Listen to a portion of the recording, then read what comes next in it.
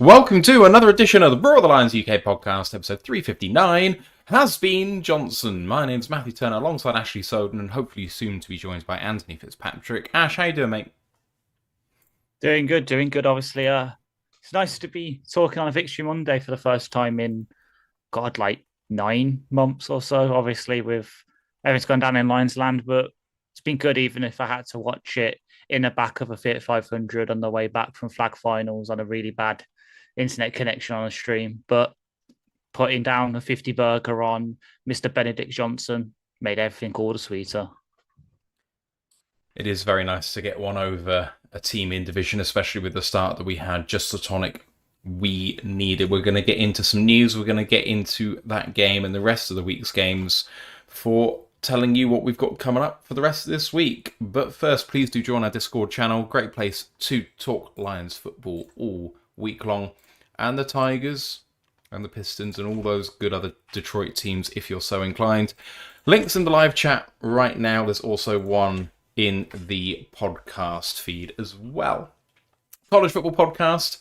They are going to be looking back at another terrific weekend of college football. There were some really big upsets last week, so I really look forward to hearing the boys talking about that probably on Wednesday. Please do like this episode and sub to the podcast. You guys know what to do on that front. You know what it means to us. And do go and follow Lions Nation Unite, this Herman Moore's project to bring the best in Lions content creators together. The feedback form in the YouTube description. We're also Twitch affiliated and YouTube monetized, so if you do want to show some love, that would be great. We've also got channel memberships running now on YouTube too. That's a lower key way of helping support the show. Right, news. Monty Rice was recently signed to the linebacker and special teamer. He was elevated from the practice squad for this game. And then in terms of injuries, Shane Zylstra left Ford Field in a walking boot. He suffered the injury on a second half kick return. Obviously, the Lions are only carrying 3 at the moment, so that is a little bit of a concern. Defensive end Marcus Davenport suffered an ankle injury in the second quarter and then returned to the game, but then suffered a shoulder injury on his sack. He was available in the locker room after the game, so it's not presumed to be serious, although the team are looking for a second opinion, although Campbell says he did not think it would be a worry long term. Safety Brian Branch went down in the fourth quarter after making a tackle. He said that this was cramp and nothing to worry about. Taylor Decker obviously did not practice all week, but did play the majority of the game, only being sat for 3 reps towards the end. I think it was Giovanni Manu came in relief. Guard Christian Mahogany appeared to be rolled up on late in the game. Campbell said he will be fine. And then Aidan Hutchinson got chopped blocked by Darnell Wright and the right guard, who was Jonah Jackson. According to Campbell, he will be fine as well. Ash, any thoughts on the injuries and elevations and what have you? The elevation made sense. Obviously, we need, with the way that we run our special teams, to have that line back. It was Pittman first week. Team wasn't satisfied with his play, so they looked for another option with Monty Rice. Didn't go well. He did get flagged. So Monty Rice, it was nice to see you, but bye-bye, probably. The others, the big ones, obviously Zylstra, unfortunately, because tight end 3 is kind of low on everyone's kind of priorities. We don't know the full extent of that. Dan Campbell was not asked about that in his press conference. We'll wait for like roster news or whatever to see if and when anything's happened in terms of IR with that. Davenport, well, nice to see him kind of play through the injury because obviously he did have the ankle. I think it's where him and Hutch both went for a sack and he just kind of about pressure and they kind of got his ankle rolled on a bit. Nice to see that maybe obviously second opinion might just be how do I deal with this, making sure he's getting the full extent of knowledge, but nothing worse. The worst injury I think that Branch actually had, it wasn't a cramp, it was the fact that, as I joked on the sort of prep doc, the coverage kept calling him Dion Branch, who's a former receiver, not Brian Branch, showing the level of care they put into our coverage. So I can't remember who it was that kept saying, I think it's Jonathan Vilmer, FU, get your research done. Nice to see Decker play though. Here is the Brit with grit, Anthony Fitzpatrick himself, just back from work and hot off the press. How you doing, mate? Sorry I've been a little bit late. Amy's just been making me really wet, so I've had to go and freshen up a little bit. Please tell me that Amy's the name of a storm, the first storm of the year. I'm not going to confirm or deny whether it is a storm or not. That is the convention, isn't it? Storms go through A to Z. Yeah. Yeah. Yeah, good.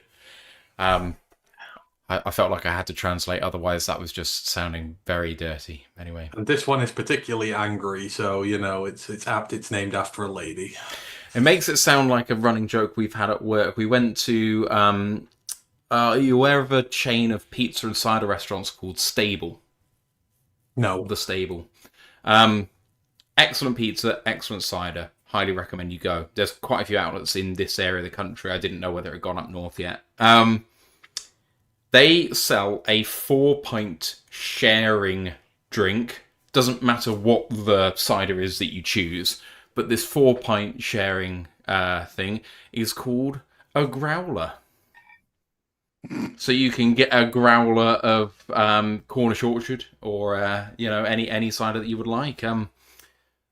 That has been a running joke now for at least the last 6 weeks. I heard it again tonight.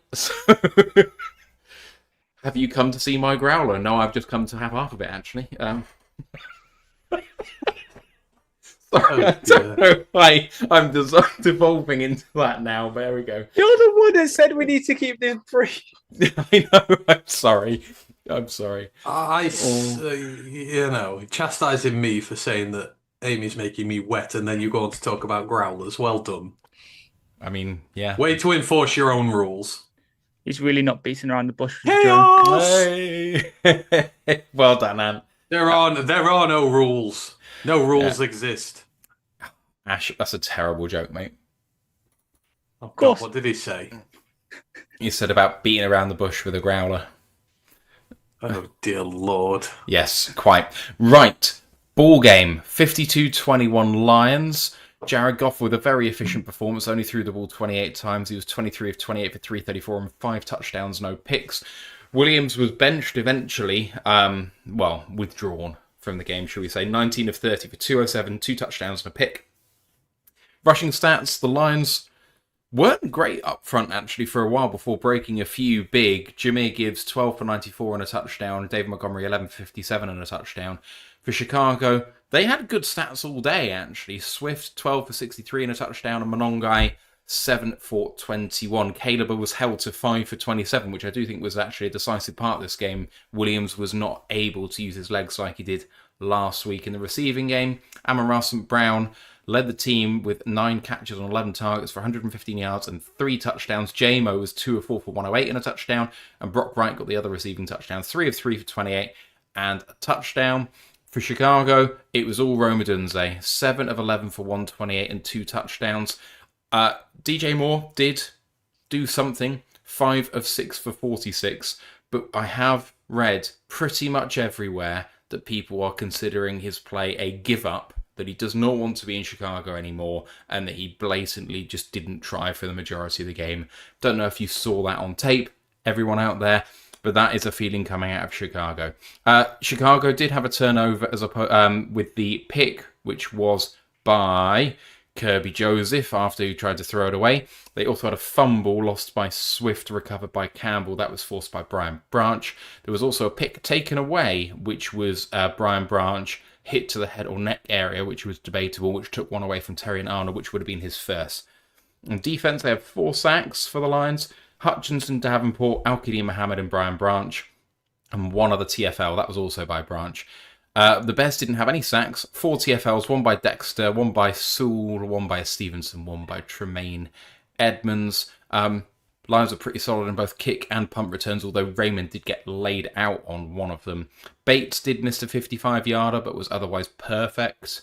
Cairo Santos was 3 of 3 on extra points. Torrey Taylor was maybe the best punter in the world. Maybe, but it didn't matter at all, because it doesn't. And Jack Fox was basically a passenger for the majority of the game. The Lions punted a couple of times late, I think. Boys, the Lions were in control for the majority of this game. Hot start on that very first drive. Stalled a little bit early on. Bears kind of hung around for a while. And then into that second half, they pulled away decisively. Yeah, definitely. And even so, it was that second quarter that kind of got me. I was a bit like, oh God, we're letting him in here because that's where we got both the turnovers pretty much, and then the third one with the stopped fourth and one QB sneaks that we blocked both times.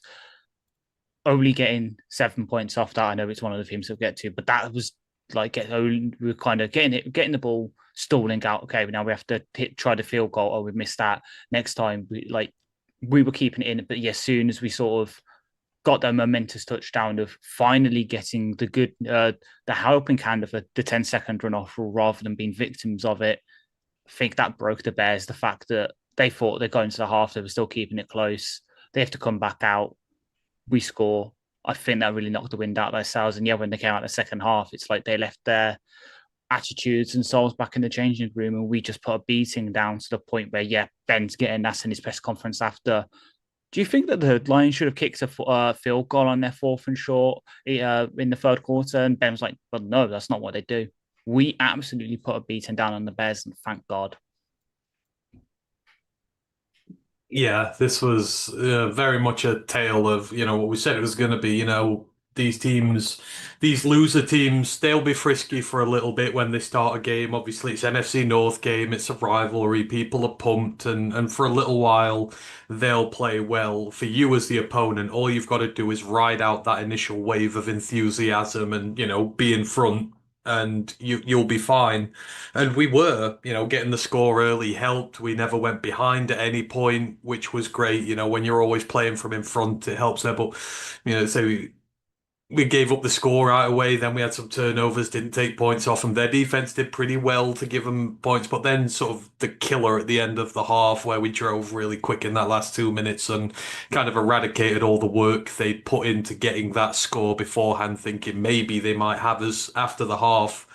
I think it broke their back. And then when they came out in the second half and there's still 2 scores behind, it's just they downed tools. They stopped really caring because they just knew no matter how much effort they were going to put into this one, we were always going to put in more. And that's what good teams do. And that's what loser teams are like. I remember us under Dan to start with, we'd be frisky in games. We played with strength. We played with grit. We played with heart. But when teams had sort of ridden that out and we'd given everything we could, they just effortlessly pulled away from us. And we're now the team who is able to do that against bad sides. We absorb early pressure and then the cream rises to the top. And, by the end, it wasn't even, well, no, it will always be incredibly funny.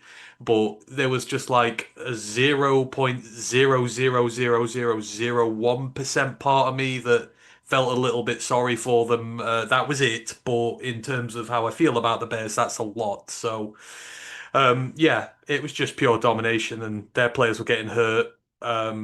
Their players stopped really caring about what they were doing. No one was protecting Caleb. I thought Ben was stupid keeping him out there longer than he should have because we were just teeing off on him at the end. And performances like that just they make your quarterback feel bad. Like I know they say he needs the reps and that, but to just be absolutely dismantled like that and to be hit again and again and again and again has done him no good whatsoever. Ben, fought too long in this one, and as we've seen already, their players are dropping like flies now. They're injured, they're hurt, they can't hang with a great team like ours. And honestly, I couldn't have asked for anything better from us. Like everything I wanted and more in that game, we got on all 3 phases of it. We were just absolutely tremendous, and we absorbed the few bad periods we had and still managed to keep going. So yeah, I've not stopped smiling all day, and I don't think I'll stop smiling for the rest of the week because every time I want to feel sad, I'll just think back to that game and I'll smile again. So, yeah, absolutely tremendous work by the boys. The Lions gave themselves the opportunity to take the wind out of the Bears' sails because after the first touchdown for the Bears, me and Ant looked at each other and I think I said, well, this could be a shootout, much like last week might have been if we'd kept pace. Obviously didn't happen, but they carved through us in that first drive, and then they went punt, fumble, downs, interception, which is not ideal. And, at that point, they weren't dead and buried. We kind of let them off a little bit. And then the final, 3 drives go touchdown, touchdown, touchdown. 2 for us, 1 for them. But, That's why it broke their back. It's not that, they didn't get the touchdown to finish off their half, because they did, but they couldn't keep us out. But the only reason that broke their back is because we were so good defensively after that first drive, to Ant's point, saying, we absorbed all of that early pressure and then put it back on them. But it's individual players making key plays at key moments, whether it's Hutchinson getting held left, right, and centre, putting the Bears in really bad and long situations, 2nd and 32, 3rd and 30 something, whatever, that didn't help. The pressure on Caleb to force the throwaway, which was the pick for Kirby, they just, like with the Lions last week, where it kind of felt like everything was disjointed, that they were kind of fighting themselves like we were last week. It felt like that for the Bears, that they were trying to win in spite of themselves because they couldn't get out of their own way.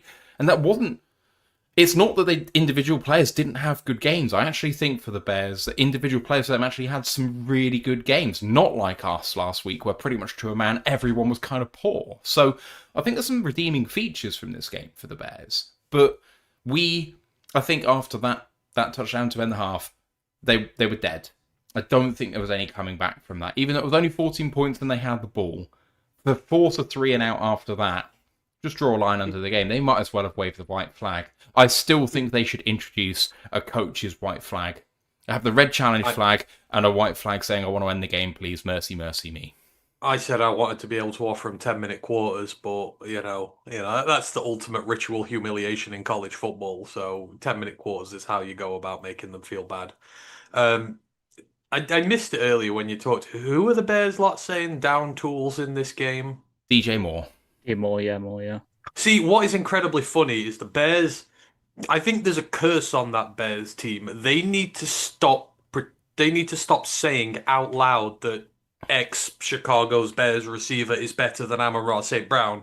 Because every time they do that, Darnell Mooney is better than Amon-Ra St. Brown. Darnell Mooney proceeds to absolutely tank his career, get shipped off to the Falcons, and I don't know, he's working at a KFC somewhere now, I don't know. No, Mooney's a functional receiver at the Falcons. I take your point. He tanked for the Bears, though.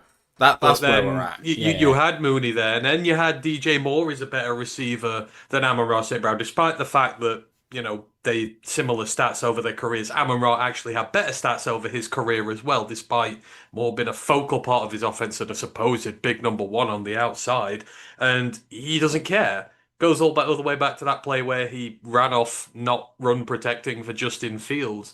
That's the big difference between ours and the Bears teams. They've hired a load of mercenaries for a ton of money, and I've talked about trench warfare. How many of our trench players have we drafted? All 5 of the offensive line, and when they're healthy, 3 of the 4 starters on defensive line. That's 8 of your 9 drafted by us. How many of theirs are drafted by them? 2 on the offensive line, 1 on the defensive line. 3 of them. The only ones who were drafted, and they had 3 trench players from their last 2 drafts healthy scratched for this one as well. Mm-hmm. You talk about the identity of the team. Our players give a damn because our team drafted them, developed them in the style they wanted them to play, and they look good. The Bears just brought in a load of high-priced guys and go, we're bypassing this process of rebuilding. And look at what they've got. A team with literally no spine because it's bought and paid for. And buying and paying for it rather than drafting a developer. And it never, ever, ever works. Ash, I'm going to go through some of the game themes now. And the first one we've got here is the release of pressure. I think you used the word pressure in inverted commas, really, for John Morton, the offensive coordinator. The offense really bounced back in a violent way compared to the sputters last week. I know it was only one game, but he was under some pressure already, and this is going to really, really help him. Oh yeah, definitely. Maybe it's just the Packers have the perfect defense to hold us in check, and the familiarity in the fact that they were kind of maybe preparing this since the last time we played. But yeah, this week, with the kind of kick up the arse that the whole offense got. Even Jared, one of the first questions he asked at the podium was about the narrative about him not being able to play well under McVay and Ben, and he said, oh boy, and all that. They all knew that the pressure would be on them, the microscope would be on them in this game because going up against the former offensive mastermind and all this. And so they just played like their hair on fire. And they did it the same way last year in the Cowboys, the same kind of way where they were saying, oh, it's just another game before the game. And then afterwards, in the interviews, they were like, yeah, we were playing the thing. Like even Branch, someone who doesn't really have to interact that much with Ben, was saying, oh, yeah, this was personal. Feel like he betrayed us by going to the Bears and all this.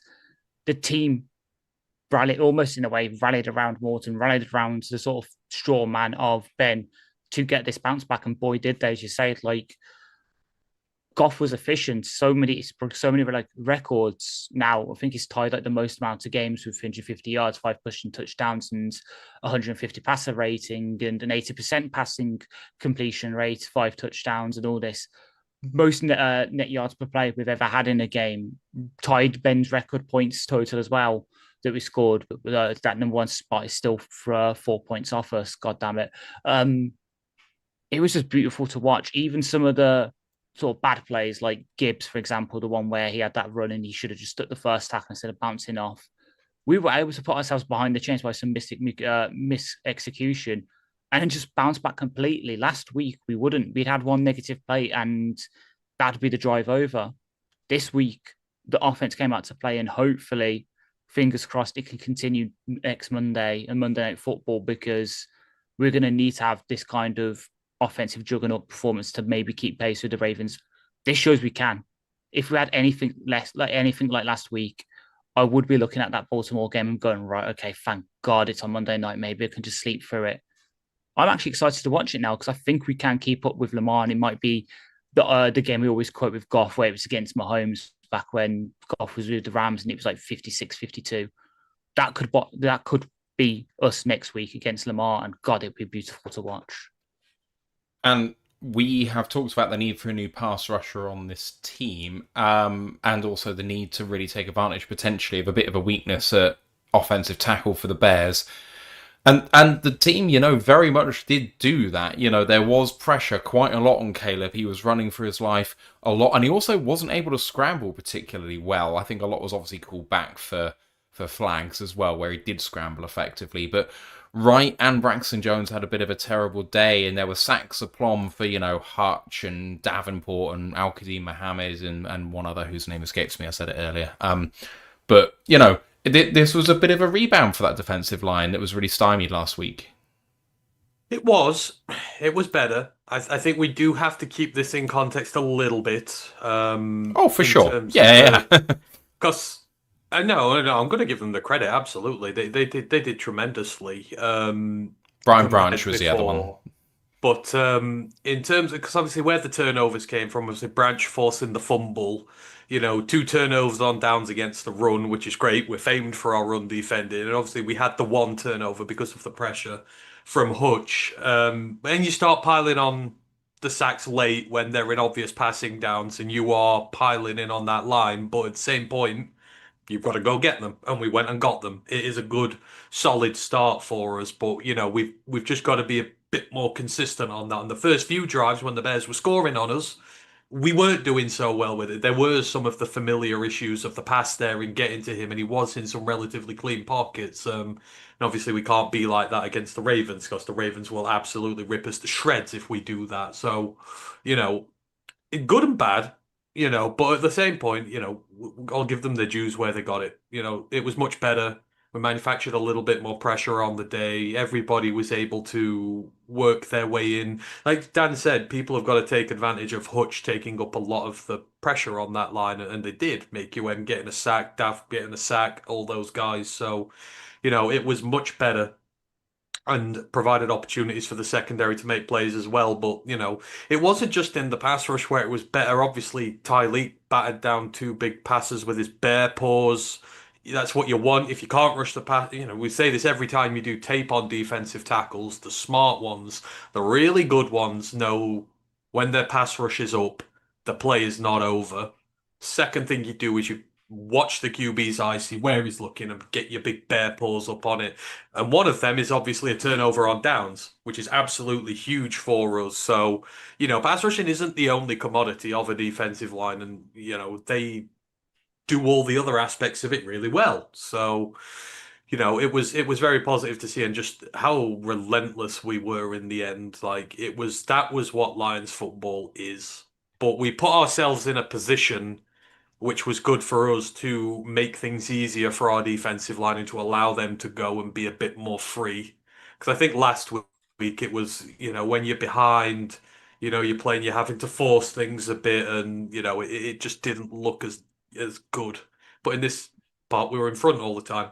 Just allows them a bit more freedom and creativity to go and do what they want to do. And I think Kelvin called a hell of a game. He's learning. It's his second game as a DC, and I think he's already learning. Like Morton, they found a weakness and they went after it, and the weakness was the Bears' tackles. Um, and weirdly enough, the Bears didn't seem like they were doubling Hutch either a lot of the time, which was weird. They were letting him have a go at Braxton. You're just like, really? You've just seen what the Packers did to him. Like, Ben feels like he's almost too good to not have to do that. So they played with us a bit, but yeah, I love what the defense did all over the show. It was tremendous.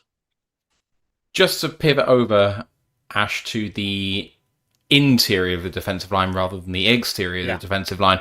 You've put a comment here which I don't agree with, so I want you to justify yourself a little bit. You've put defensive tackles great in run defense. Now, the only thing I'll say before you start is that the Bears went at 5 yards a carry and didn't have a rush for over 20 yards. I thought Swift had a pretty damn good day, if I'm honest, and I thought Monongai, he had one significant TFL, and he still went at 4 yards a carry despite that. So I personally thought the Bears had a good rushing day and just got behind the sticks in terms of the score, and so I had to kind of pivot away from it a little bit.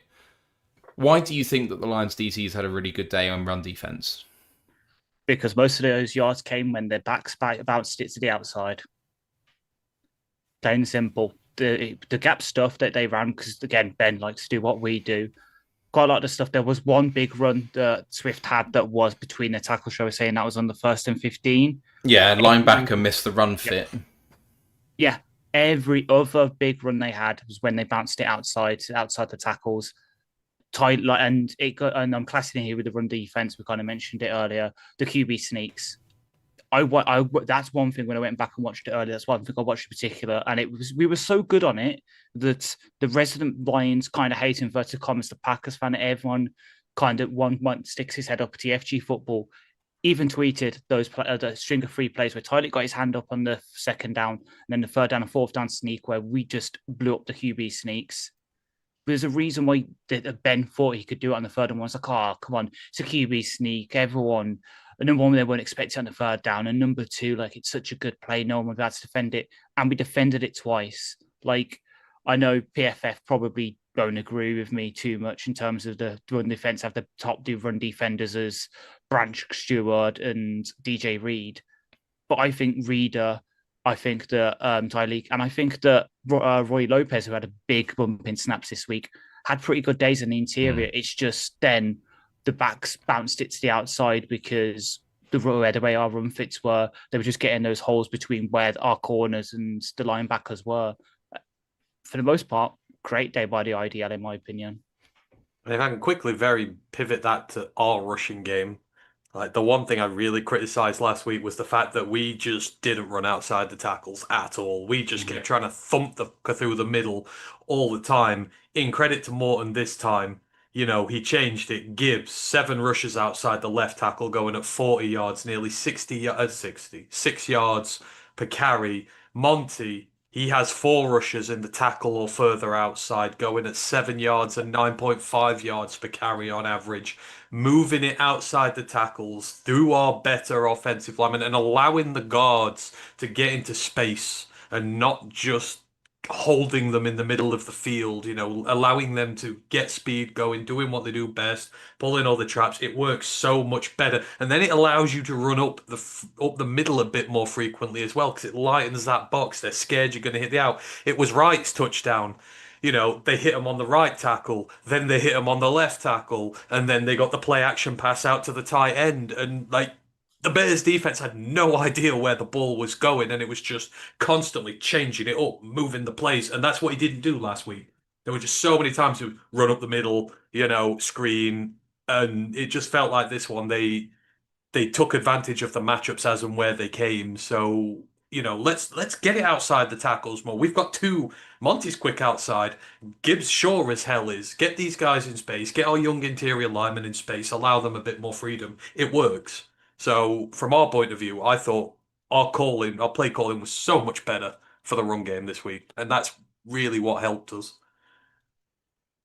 Last point here I'm going to cover is just the rookie impact. We went to Ash last time, so Ant, just to come back to you.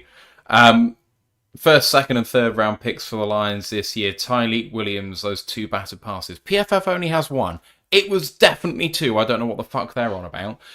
Also, the 3rd and 1, 4th and 1 stops where he made a big impact. Ratledge, while PFF will say he didn't have a good day, I think that the communication did see an improvement from last week, that he did hold his own to the point at which he was, round about an average starting guard in the NFL. And then Tesla, a little bit of blocking, some more reps out there. I think he had 17 offensive snaps or something like that. But that catch, as we talked about, broke the back of the Bears' entire game plan. And there's not many guys on the Lions team who can go up and make that catch, not doing that sort of wheel route type thing on wheel, but you know what I mean, like go ball down the sideline. And JMO's maybe not got quite that physicality to do that like a Marvin Jones would have done. Amon-Ra probably would like to think he can do that, but given his physical stature, it's maybe not the easiest thing for him. Tesla has really come to play. So first, second, and third round picks, Ant, much unlike other teams in the NFL, really are contributing early doors. I think what we're able to do is we're able to put our rookies in a good situation right now where, unlike, when Amon-Ra started, when Penny started, they had to be like starters from day one. They were under so much pressure, and, it was good for them and they rose to the top, but, some of our guys lesser down the pecking order, some of our third round picks, etc. There's a lot put on them early in their career. With our guys now, there's not that pressure there. Like with Tesla, he's done so well, but he's not under pressure to be a volume receiver right now. He's not having to be like a wide receiver too. He's not having to put the game on his back and be targeted again and again and again. We can just say to him, look, you're going to get a play or two here or there. Go out there and be the best guy that you can and make all these highlight reel catches. It's good because he's not under the pressure that Amon-Ra was under. It allows him to flourish with Tyleek on the line. Obviously, he's got good vets in there, Reader, Lopez. You can rotate him in and out, and you can use him to the best of his ability. And, we kept him fresh. Allows him to go out there and make those big plays. It's not like Aleem, where we had to stick Aleem out there every single play as a nose tackle and play like 40, 50 snaps a game, where, it's a hindrance for that. We can keep him fresher. With Ratledge, I mean, it's a case of he's just an absolute stud superhuman, and, he's on a good line still. He's playing next to the best right tackle in the league, who's in his ear, who's able to help. He's got a vested vet with him at centre, and we played more to his strengths in this game. And it's how well this team has been built that we can put our rookies in, and they are not under immediate pressure to have to deliver on every single down like they had to at the start of this tenure, and it allows them to flourish and do more. Like I say, Tesla is just in this role now where he can make all these highlight reel plays, and that's his role. Don't have to go out there, get 10 catches for 150 yards, and he'll develop better for that over the long term because you can just slowly bed him in a bit more. So it just goes to show how well this team is built, that we're putting these guys in a situation where they could succeed, and that is what good teams do. That young Philly defense that's just won a Super Bowl last year, it had good vets around it in a good situation, allowing these guys to work their way into the league and become the stars that they are now. Hopefully we'll follow that blueprint with a lot of our guys. I think at the end of the day, if you look at what the Lions are aiming for this season, what you very much talked about in the preseason, no one gives a fuck how we play right now, as long as we make the dance and we win it all at the end of it. So if it is about playing well in the playoffs, what's the best thing for Tesla being the best he can be in the playoffs? And if we can get him to build him up to the point where he might be able to take over a game by himself come the NFC Championship game, should it come, or the Super Bowl, let's say in the worst case scenario, Amon-Ra goes down play 1 of the Super Bowl, and it's like, shit, what are we going to do? And then Tesla can go 6 of 8 for 100 or something. We're getting to the point where we're building him into that player without having to rush him into too much of whatever, because he's got players to take the load off, which is just a fantastic place to be. Let's pivot into stock up, stock down. I can't imagine there'll be too many downs, although if you read Mike Payton's article, there were 4 up and 10 down. Although the 10 were a lot of media members who were falling over themselves to say that the Lions had problems all over the show, including one saying Dan Campbell was the problem. But yeah. So, who wants to go first with the guy they want to go stock up this week? I mean, I don't know if you can stock up someone who's at 100 already, but Branch, yet again, like setting the tone. That I know the turnover, the fumble he forced didn't cost any points, but that was where, the hit he laid on Swift. It's just like, right, you want to play against us. I'm setting the tone here. This is how hard we're going to hit all day. And he's just all over the field. They're finally using him to blitz more. He came in and got his sack, which was great. Like, they're using him to his full potential all over the field. And that's what you should do. He's a superstar already. He's still a rookie. He's still a superstar. And he played like one. And I think for me, his hit on DeAndre, although it didn't start it there, that set the tone, which showed you the game is going this way. That set the run of turnovers going, and that puts doubt in there. So for me, he is absolutely fucking fantastic, and I never want to see him play a single snap outside of Detroit ever, unless it's a Pro Bowl or something. Ash? It's going to be an underrated one, but Roy Lopez. I know PFF didn't score him well at all, 45.8 grade and all this. The fact that the team trusts enough to give him that sort of extended role, like he played more snaps than DJ Reader, he played more snaps than Tyleek, and they used him across the defensive line. It wasn't just a nose tackle, they used him a bit of the free tackle. He even had outside the tackle, which I think is for the QB sneaks. The fact that he's now built his role up as someone when we first signed, like, why the fuck have we just signed this guy to now he's a guy that the team trusts enough and he's played well enough to get that sort of high rotational role.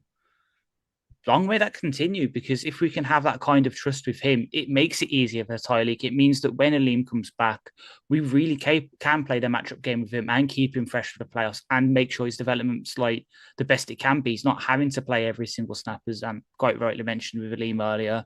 It's the best of every world, and if it means that then next off season he goes somewhere, signs a bigger deal, and we get a comp pick out of it, even better.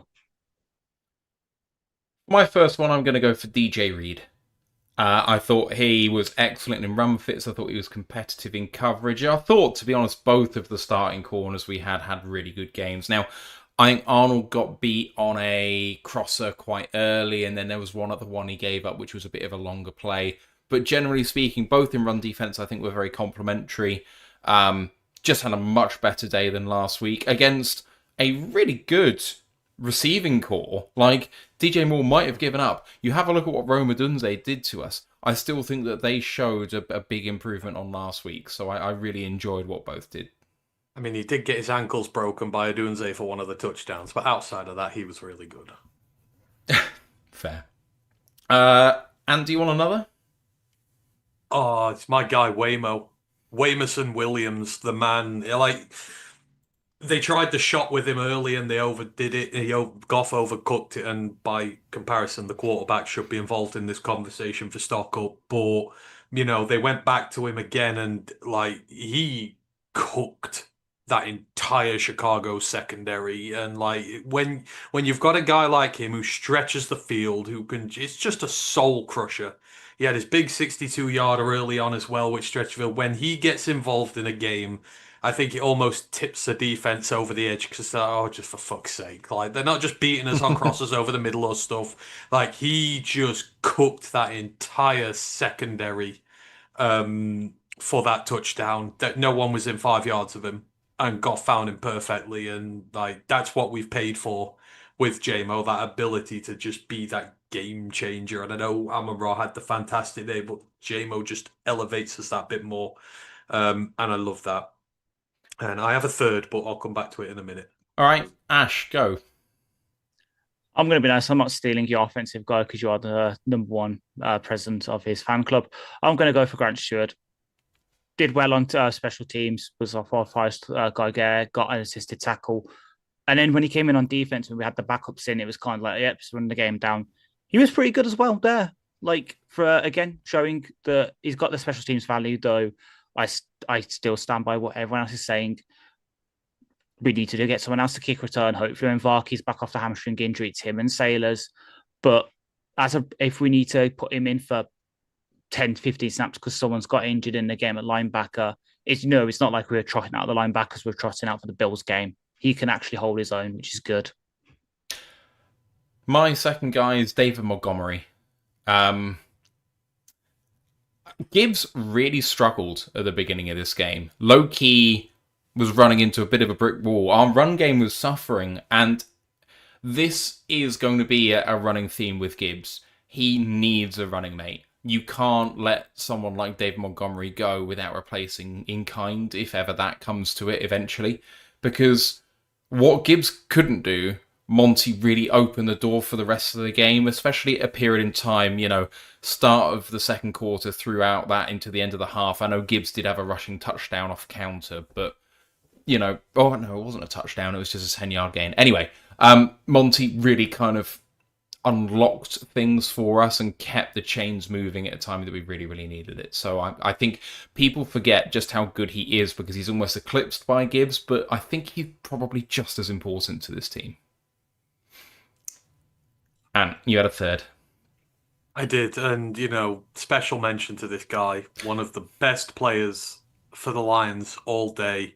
Why did I let you... Oh, Tyreek Stevenson got his ass cooked all day long in that Chicago secondary.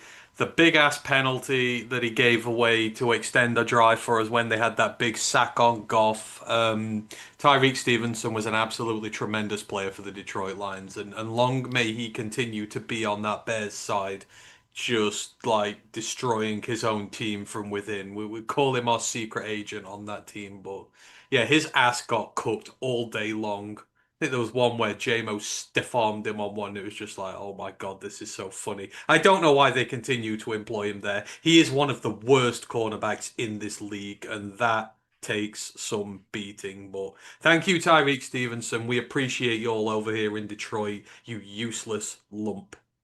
He got beaten by Amon-Ra on a crossing route for the first play of the game, which was a 30-yarder, if memory serves, and he frequently came up against Amon-Ra in run defense, and Amon-Ra just completely bested him. It was a terrific performance, making him look as bad as he did. It's quite weird how in the NFC North we kind of have these little players that are almost sleeper agents. Him and Quay Walker, like they just seem to kind of be allies for us sometimes. No? Who did you think I was going to say out of curiosity? The long snapper, come on. You made that joke, not me. What the hell did Atten have to do all day? Sit there and play Xbox? I mean, you say that, but he was snapping the ball loads. Well, I know for PATs, but it didn't have to long snap for punts really or anything like that. And if we're gonna do down moments for the Lions, let's today, do down. One down moment. Making Jack Fox punt twice in the second half. Like, come on, man. The guy just wants to sit there and play COD in peace, and you made him come out onto the field and punt twice. That's just rude. Selfish. Ash, do you have any... exactly. Do you have any legit stock down? Oh, I was going to say the Jonathan Vilma one again, because I hadn't missed it.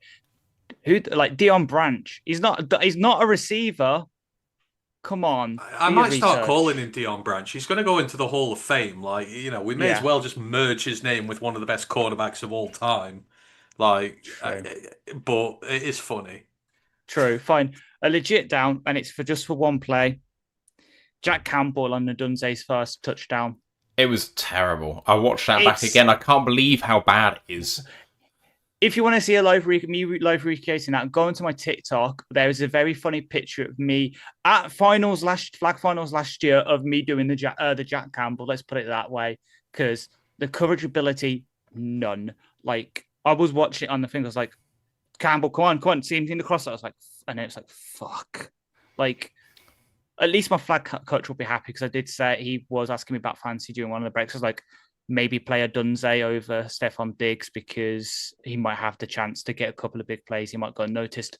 And then that happens. So at least someone got happy off Jack Campbell. I have 1-for-1 play as well, stock down. I chose David Montgomery for up. I'm going to choose Monty Rice to be stock down. Elevated for this game. Yes. You cannot go and get an unnecessary roughness penalty on a bloody kickoff. I'm sorry. But if that had caused some points in some way or some momentum for the Bears, that is totally unacceptable. If you get... There are acceptable flags in special teams. You know, sometimes they just happen. Holdings, blocks in the back, that sort of thing. And they can be back-breaking too. But to get an unnecessary roughness penalty, you've only been there a few days. Chill the fuck out, man. Yeah. Another one just popped into my head. JMO's laces for the first target. Because if he didn't lose his shoe, he would have probably caught that, and that would have been a big touchdown. And that was after the fumble. Is the down to JMO's actual laces or JMO himself? Are we the laces? Are we giving JMO's a down? Laces. Right, so laces, we're giving a down to an anonymous. He was so fast, he left his laces behind. Is what you're saying? Exactly. Okay. Right. Yeah. Damn it. Ant, do you have any stock down? I've got one really big stock down, and that's it. The game ended because I was having so much fun. True. I wanted to see more Tyson Bagent, you know. I wanted to see Kyle Allen ding it for like 50 yards or something like that. You know, I wanted 60. That's my down. I wanted 60. All right. It was a cracking match. Enjoyed reminiscing about that. We're going to pivot on to the rest of the weekend's games very quickly before wrapping this up. Monday Night Football in progress at the moment. The Texans have just scored to go up 7-0 against the Buccaneers. Was a good touchdown. Double header against this, and then the Chargers Raiders coming up. Fan of the Monday Night Football double header or not? No. Okay. No, because it goes on much later into the evening. Exactly. Like I have to watch. I have to stay up till 4 a.m. 4 nights a week watching College Bowl and all the other ones. Like you're making me even later on a Monday. Like what the. This is untenable. All right, Thursday Night Football, Commanders, Packers. Packers run out 27-18 victors, and Jaden Daniels now has a big injury coming out of it. Ash, what do you think? Well, the Packers are good, aren't they? Their defense, until someone finds an answer for what they're doing, Hafney is a definite forerunner for assistant coach of the year, and you know. We're going to have to put up with the annoying, Jordan Love's 27. Brett Favre won the Super Bowl as 27. Aaron Rodgers won the Super Bowl as 27. Can he just shut the fuck up, please? Can they just crash and burn?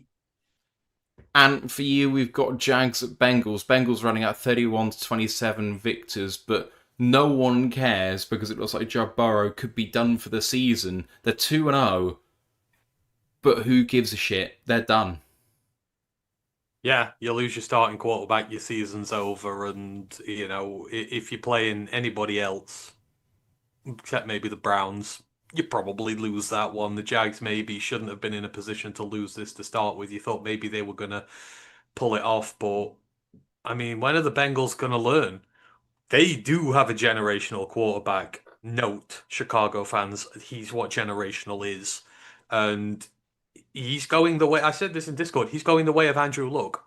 Like, 2 more years, he could be out of the league because the injuries are going to take their toll and his body's just not going to be able to cope with it. And it's such a shame because he is such a good quarterback, but it's just, how do you have a generational guy and just go, you know what? Let's just put a load of match work around him and see what happens. It's absolutely terrible. And, you know, they got to win here today. All this is going to do is cost them important draft position come the end of the year, because that's probably the route they're going down at this point in time. Saying that, you know, it's they've got so many good weapons there. Like, they've loaded up their skill positions. They do look a very good team, but that defense is giving up a lot of points. It's just like I think it was you who said they should be in a Super Bowl window now, and they're nowhere near because of the way they've constructed that thing, and it's terrible. As for the Jags, like I just don't know at this point. Like Trev's, yeah, probably start looking at moving on at this point because you're also going nowhere. You're nowhere near competing in the AFC. You're God knows how many years in under him now. It's just, these are now two teams at sea. It was an entertaining game, don't get me wrong, but neither of them have a very bright future ahead of them. Ash, talking about entertaining games, an absolute barnstormer in Dallas as Dallas run out overtime winners 40-37 against the Giants. A game that was 6-0 at the end of the first quarter, 13-10 at the end of the half, 17-16 at the end of the third quarter, but then proceeded to go in the fourth quarter. Field goal, touchdown, touchdown, touchdown, touchdown, touchdown. Field goal in 25 seconds to get there. A ridiculous game. Russell Wilson has a throwback game to, maybe one of his best games ever as a pro. Still comes out with a loss. Kind of a bit of a shame for the Giants. I thought they had the Cowboys dead and buried, but what a fucking game. Yeah, if only the Cowboys had an elite pass rusher so they didn't give up 37 points to the Giants and they weren't wasting Brandon Aubrey's prime. How dare they waste their best player like that, But yeah, it was a bloody cracking game, wasn't it? Just Malik Neighbors made some plays as well. Who would have thought it? Like two teams, I know the Cowboys did look good against the Eagles in week one, but the Giants, they did have the Commanders kind of close, but I was expecting this to be low scoring, and instead we got the shootout that we thought we were getting at the start of our game. So well done to both teams. You're still probably not going to beat the Eagles. You're still probably going to be picking top 12, 15 probably, but at least you had one good game to look back on and reminisce over the off-season with. And Rams beat the Titans in Tennessee 33-19. For a long time, it looked like the Titans could potentially eke out a win here against the Rams team, which really kind of struggled in all facets of the game. Had a pick by Matthew Stafford, had a fumble which he recovered on his own. But the tail of the game is, although that Cam Ward looked reasonably good, he had a fumble and they couldn't convert the field goals into touchdowns, and they left a lot of points on the field. Yeah, but he's in terms of his ball security for the most part was good, but damn, isn't that Rams D line great again at this point? Like it's so young, and it's just getting sacks from all over. I think young Michigan one had one, Josiah Stewart. It was that his first sack in the NFL. Byron Young felt like he had 3 or 4 sacks in this game. I know Kobe Turner got one as well. Like these guys are all rooks pretty much, and it's fearsome. And the Titans have not again put really much into defending Cam Ward as a number one pick. Yeah, you've got to give him more time because he looked good in flashes in this, but that Rams defensive line is what game changed this game. Just one unit that had the effect, and they're able to get the turnovers and what they needed. I don't think the Rams are that particularly good outside of having this really good defense now, but they're eminently beatable. The Titans, there's stuff to love. Cam Ward is a really good pick, and Cam Ward is going to be a really good quarterback in the NFL. It's just going to take time, and that's what they are, a team rebuilding from scratch, whereas the Rams are a bit further on in the process. Ash, the 49ers beat the Saints 26-21. The 49ers were kind of always in control of this game, and yet late, the Saints had a chance to win this game. And that was really headlined by a reasonably good performance by Spencer Rattler, 25-34, 207 and 3 touchdowns. But at the end of the day, Mac Jones, first 49ers start, came out with 3 touchdowns, no picks, did have a fumble which he lost, but overall a pretty good day for a 49ers team where maybe if there's anything which could hurt Brock Purdy's stock, it could be Mac Jones actually having a good 49ers career. They are the kind of factory that pumps out these kind of performances for these kind of QBs. Like, look, when Jimmy G was traded there, CJ Beathard is now on our practice squad. Joshua Dobbs, a couple of seasons ago, they always seem to have these kind of games where the starter goes down, the backup comes in and looks great, except for when that backup is Trey Lance. It seems to be the perfect system for those kind of things. Even Sam Darnold, when he had to play for them 2 seasons ago in the game against the Rams, that seemingly got, us where we were playing the Rams, and then Darnold got his massive contracts. it's just the perfect system. And yeah, it has hurt Brock Purdy in a way, but he'll crack. Mac Jones will probably crash back down to earth, and the Saints might be feistier than before. I know obviously they're in cap hell forever, but Kamara's putting that team on his back, nearly 100 rushing yards. Bratler looked decent, still holding off Tyler Shook. And, Olave managed to survive the game, which is great. And then for me, my fantasy team, Shaheed got a touchdown and some big catches. So very happy. And the Bills beat the Jets 30-10 in a game where the Buffalo offense only threw for 179 yards. This was really the tale of a game where James Cook just completely took over. They had 5 yards of carry more than as a team, but Cook was 21 for 132 and 2 touchdowns. Fields only threw the ball 11 times and only had 3 completions. He was also the team's leading rusher with 5 for 49. The Jets had absolutely nothing on offense, and up until their final drive, they were 30-3 down at home. Yeah. Trench warfare at its finest. Bills have got very good trenches. The Jets, not so very good trenches. And, you can't run the football. Your quarterback gets teed off on. Now he's in concussion protocol and you don't know what's going on with him. And, the Bills, it's kind of scary that they don't need to rely on Josh Allen. They can eke out wins without the run game. Kind of like the Ravens not needing to rely on Derrick Henry this week. They can do it through the air. They don't need to do it on the ground. That's what the best teams do. They can beat you both ways on any given day. If one way doesn't work, the other does. And in this case, just work with what's going. The run worked. James Cook was working. Don't go away from that. Let Josh Allen have a day off. Vast gulf between these two teams. It's a shame. You thought for the Jets after week 1 they were a little frisky and that, but I think this is, you're playing the Steelers there, and we've seen the Steelers are already back down to earth. They've played a good team. You've seen how far behind they are and how far they've got to come under Glenn. Not really much he can do about this. He can only work with what he's given in his first year. But yeah, the pecking order showed here.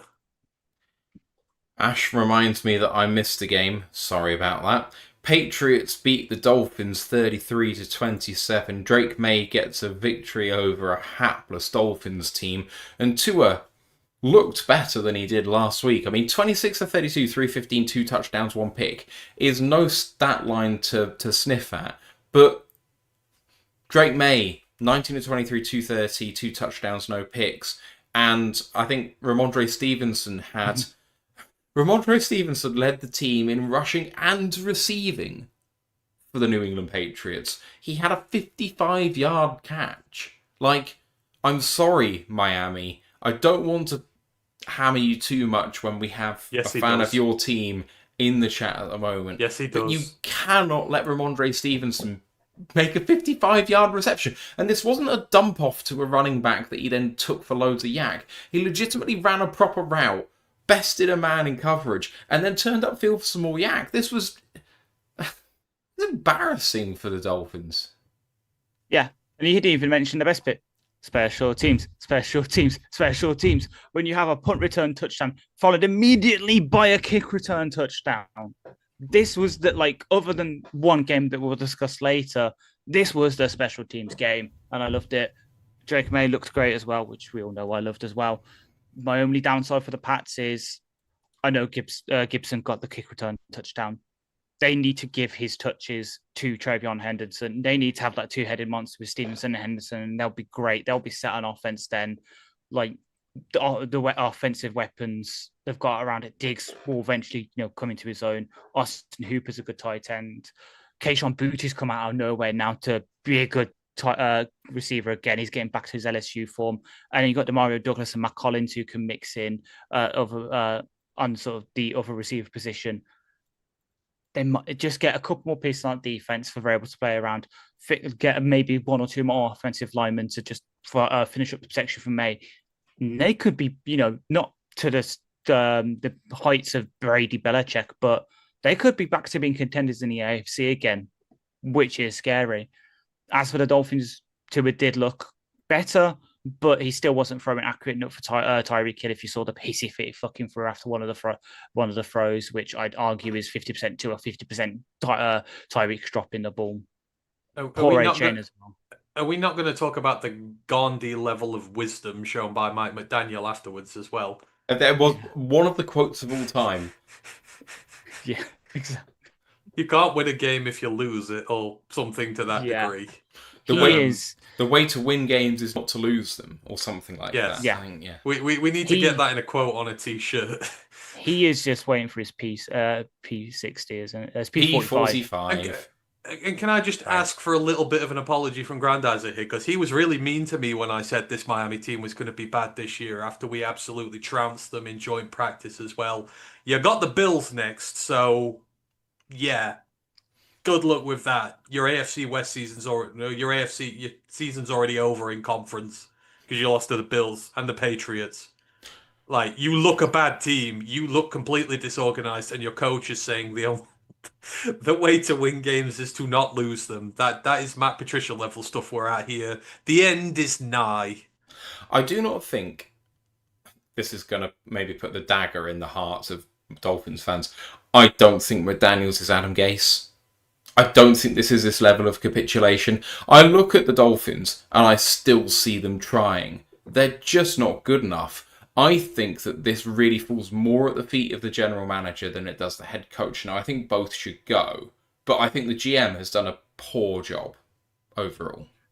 And we are still on track for Quinn Ewers to have that starting job by the end of the year. I look forward to it. I did put in our Discord chat, which Dolphins player would you like to trade for? Because they do have, they don't have a lot. They do have a lot of edge rushers. And not a lot of reason to have them. Just some food for thought. Amp, we're coming back to you for Seahawks at Steelers. You might have thought that this might go one way with Seattle potentially struggling on the offensive line going up against maybe the league's best defensive line and overall defense, but it didn't turn out that way. Even though Darnold threw 2 picks, Ken Walker went 13 for 105 and a touchdown to completely take over. Oh, and it was another Jackson Smith and Jigba 100-yard game as Rodgers threw 2 picks and, well, he didn't look like he did last week, shall we say. It was ugly. Very, very ugly. Very, very workmanlike, as they say, but neither quarterback played particularly well. This was turnover city. I mean, it was just, Steelers, again, you have that really good week against the Jets week 1. You look really good. You fight from behind. You show all the steel and the perseverance you want. Everyone's going, oh my God, it's going to be the year. And then you go and kind of lay this egg against Seattle where you just don't look good at all. And it's familiar problems with them. You can't run the football very well. So your quarterback's under pressure and your quarterback starts throwing picks. And then, you're asking too much of your defense then. They've got to keep coming up with stops. And, for 3/4 of this game, they were really good, their defense was. And then you just get to the 4th quarter, they run out of steam and a team pulls away from them.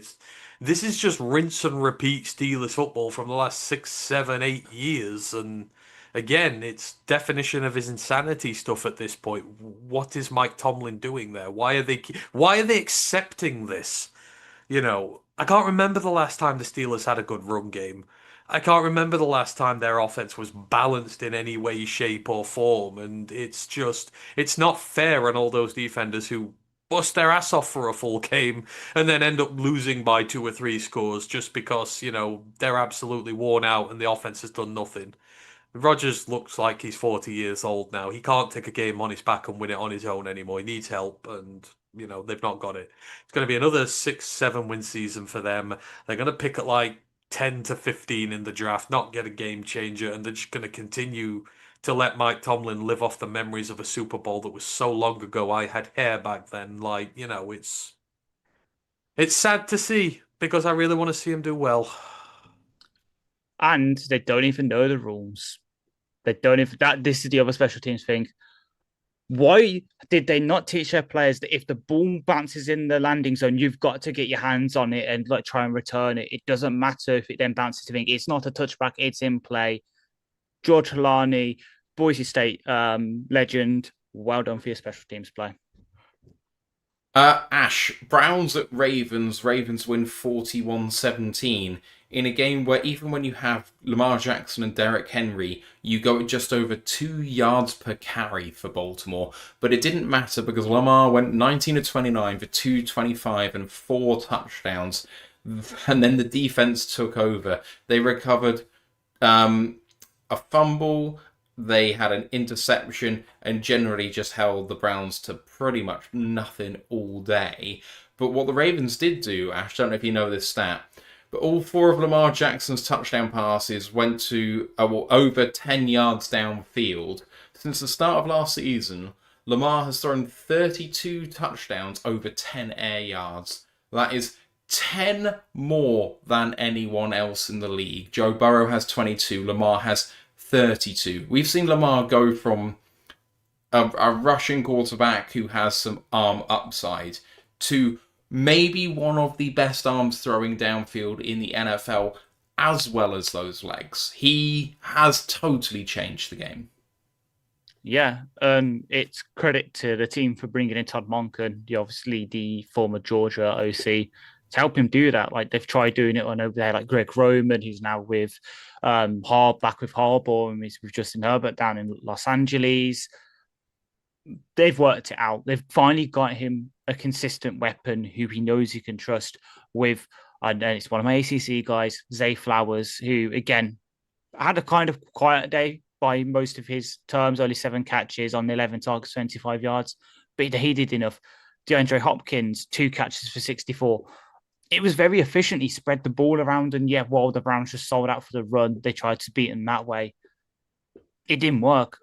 Lamar was efficient enough to keep the ball moving even when the run game was stopped. And yeah, the defense really stepped up. Like, what more could they ask for, Baltimore? Kind of easier layup for them playing the Browns, as much as I hate to say it. Like, they kind of crashed down to earth a bit. Like, after his good rookie debut, Fanning was a bit meh. Jerry Jeudy didn't do enough. It just, the only bright spark for them is that Quinshon Judkins, who obviously played his first snaps now in the pros, looks good. 6.1 yards a carry against that Ravens defense is not to be sniffed at. Hope we can get similar numbers out of Gibbs. Like, actually, the Browns, both the Browns running backs, because Ford going 31 yards on 6 carries. They had some good efficiency on the ground. It's just they couldn't pass the ball, and fair play to Dylan Gabriel getting subbed in late in the game and getting his first NFL touchdown as well. Though God help all the social media, because I bet there is a contingent of fans out there. It's like, why did Dylan Gabriel come in? Where's Shador? Shador deserves the chance. That's all I'm gonna say. And Panthers lose to the Cardinals 27-22, and Bryce Young started like he finished last week, looking all at sea, but then had a huge comeback late. I mean, I think the Panthers were down by 18, 19, I think 18 points. No, that's not right. 17 points. I can't think now. Yeah, something in that realm. 3 scores down with about 6 minutes to play. And he ended the game with ball in hand and a chance to win this game for the Panthers. He had to throw the ball 55 times to do it. But it was a remarkable performance to even get them back in that place, because the Cardinals thought they'd done the job and they kind of let their foot off the gas. It was a bit of a remarkable game, and Ted McMillan looks like an absolute steal. He does. And, I feel sorry for Bryce. They're not giving him any help at all. Like, his run game was conspicuously very absent, and it's like, okay, you've got Josh Sweat teeing off on you, you've got Calais Campbell teeing off on you, you're under pressure all game, and you're down by 17 or 18. It's very easy for a quarterback to down tools at that point and just go into self-preservation mode. But again, you see his fighting spirit, and, he's just asked to throw again and again and again and again. And, he spreads the ball around well. 4 targets had more than 5 receptions on the day. It's not just throwing it to one guy all the time. He's spreading it all over the field, making that offense dangerous. And the passing offense is really good. Again, they just need to give him some help. They need to invest in their run game a bit, invest in protecting him a little better as well, and they'll have something there. But the team's just not well equipped, and their defense is just not playing as well as I thought it would either. It got lit up early on. And it's just, you've got to give your quarterback games in which he can win. and they weren't doing that. So, it's just really disjointed from them at the minute. Hopefully, it's kind of like the second season with us, where we start 1-6, and then you start learning to win games, and you see the development a bit more, and then it becomes a bit of a habit. Hopefully, they're just on that sort of trajectory at the minute, because I was really hopeful for them this year. But I think Bryce is fine. Bryce is going to do well, and they're just not helping him. But he himself, I still think, looks very good. Ash, next one up for you is a very entertaining game. Broncos falling to the Colts 29-28, which featured a not retaken kick, a missed kick to win the game, then given a personal foul in that play, so that the Colts had a chance to then kick again for the win. I'll tell you what, Daniel Jones looks like Giants playoff Daniel Jones right now, which is a really weird thing to say in this day and age. And Bo Nix didn't have a bad game, but maybe he isn't quite showing the Bo Nix form that he showed last season coming into the league. I won't say sophomore slump because I don't think it's that bad yet, but Jonathan Taylor looks like he's really bounced back from his injury of a couple of years ago where he wasn't quite the same guy last year. He was 25 for 165 and really did take over. And then Tyler Warren is looking like the guy too. Yeah, it's like with Tyler Warren. It's making that Colston Loveland pick for Chicago look even worse, isn't it? Because remind me, how many catches did Loveland have against us? Oh wait, it was 0. Yeah, great choice, Ben. And their GM, obviously. Jesus Christ. But yeah, number one of that, it seems the best thing a player can do for their career is be on the New York Jets and leave, because look what Xavier McKinney and Barkley did last year. And now look what Daniel Jones is doing. Great rate to bounce back for them. And yeah, as much as we kind of hate the Colts, like there's that sort of weak informal rivalry against them because of the stuff they've done against us. Look, can get used there, Franklin. It's nice to see that kind of team that's always been in that kind of zone that we put the Steelers and all that in. They're kind of getting out of it now. They've found their way to win, which is good. For the Broncos, another point in Johnny Morton's book there, because yeah, they scored 28 points, but yeah, Nix does not look the same without his passing game coordinator, does he? Really does hurt. Really does hurt for them. And everyone slated us for taking Tesla over Pat Bryant. I know Pat Bryant got 2 catches in this game, and I don't think they're as good as the ones that Tesla's had for us. So we're currently winning the trade, boys. And coming to you for the Super Bowl rematch here, Eagles beat the Chiefs 20-17. And if, like me, you are a fan of defensive football, you were in for a treat. If you actually like offense, this was a horrible game to watch. Jalen Hurts had 101 passing yards. The Eagles went at less than 4 yards a carry on the ground. The Kansas City Chiefs, Mahomes had 187 yards passing and had more than double the number of rushing yards that the next nearest person did on his own fucking team. Like, this was a poor offensive game with 2 really good defenses. And at the end of the day, you got to look at Travis Kelce and say, maybe, mate, you cost the team the game here. This wasn't even one for sickos. Like, I would say that it wasn't even good defenses. It was just shite offensive play. It was awful.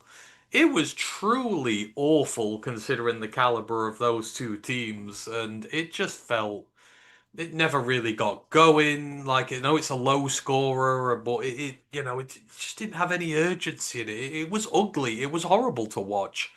Both teams struggled. Like, the Chiefs have just got no run game anymore at all. There's just nothing left. It's just Pat making Superman plays all the time. The Eagles had a little bit there, but it was so disjointed. It was so terrible. It just looked like 2 teams who were scared to lose rather than one team that wanted to go out and win it. And, it just shows you how good Philly is, right? We talked about all but one of their defenders are rookies on contracts. I think that's changed a little bit now with an injury or 2, but for the most part, this is at least 80% guys on rookie deals on this defense, which have just held the Chiefs to 17 points.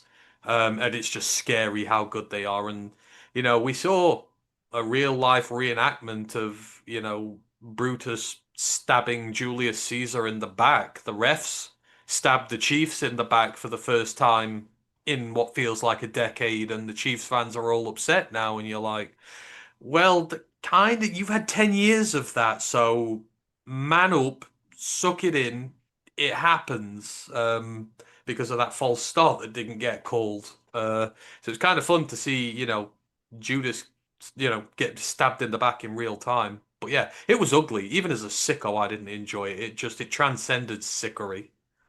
Um, I will give some props to a player I think we universally liked in the draft process, Andrew McCoob, half a sack and a really big pick. Oh, he's playing like an all-pro. It's crazy. How people weren't higher on him, I don't know. How he got to the Eagles, I don't understand, but it's very, very annoying. Witchcraft. I also put G.R. Campbell into that as well. He's doing well in their system, and it breaks my heart. All right. Final game, Ash. Falcons at Vikings. Falcons run out 22-6 victors in a game where they only had 135 yards in the air. But when Bijan Robinson goes for 6.5 yards a carry on 22 carries, getting 143 yards, when Tyler Algier gets almost 5 yards a carry for 76 and a touchdown, it really doesn't matter what you do through the air, because this was abject domination. And you know what? JJ McCarthy throwing 2 picks and now being done for probably a month with some injury is not going to help Vikings fans feel much better about this game, because yes, you beat the Bears, but this is ugly. Also, McCarthy fumbled it 3 times. This is going so badly wrong for the Vikings. And now they are going to be starting a quarterback next week who had officially retired about 6 weeks ago. Yeah, it's not great for them, is it? If only they had a QB last year who could, run the system, and even though there was a few issues going on, get them to a really good number of wins, keep them in contention for the playoffs really late into this system, season. If only that happened.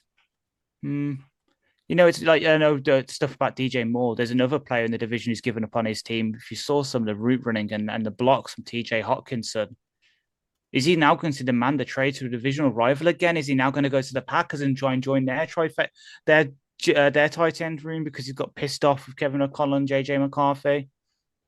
It's just it happened a couple of years ago where the Vikings won an object number of games and they shouldn't have won, load of one-score ones, and then the season after they crashed back down to earth. It's happening all over again. History is cyclical. Fair play to the Falcons though. Just run that, pound that rock with the run game. Penix needs to do what he needs to do through the air with the ball, spreading it around with Drake London. Cole Pitts, Bijan also got some catches. Darnell Mooney got 2 catches as well. So it's all adding up for them. They did enough, and fair play. I didn't pick them to win the game. I had the Vikings. Sure, they beat the Falcons. Come on. Falcons proved me wrong. Fair play.